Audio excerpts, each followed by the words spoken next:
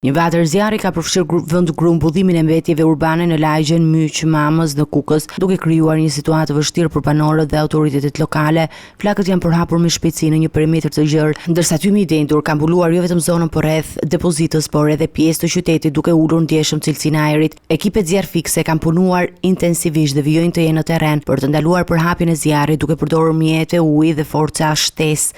Megjithatë, vatra e zjarrit mbetet aktive dhe sfida për fikjen e tij vazhdojnë. Banorët e Kukësit shprehen të shqetësuar duke theksuar se kjo situatë përsëritet çdo vit dhe që tymi i dëmshëm prek sidomos fëmijët dhe personat e moshuar. Ky është rasti i tretë brenda 3 viteve që fusha e mbetjeve digjet, çka ka ngjallur dyshime për zjarrvënie të qëllimshme. Prefekti i Kukësit ka bërë me dije se zjarri është vendosur nën kontroll dhe nuk ka rrezik për përhapje në zonat pyjore përreth, por hetimet paraprake nuk përjashtojnë mundësitë e qëllimshme të ndezjes së zjarrit. Ngjarja ka rikthyer në vëmendje mungesën e një plani që qëndrueshëm për menaxhimin e mbetjeve në Kukës dhe nevojën për investime serioze në infrastrukturën e trajnimit dhe depozitimit të tyre, si dhe një monitorim të vazhdueshëm të sigurisë së ambientit.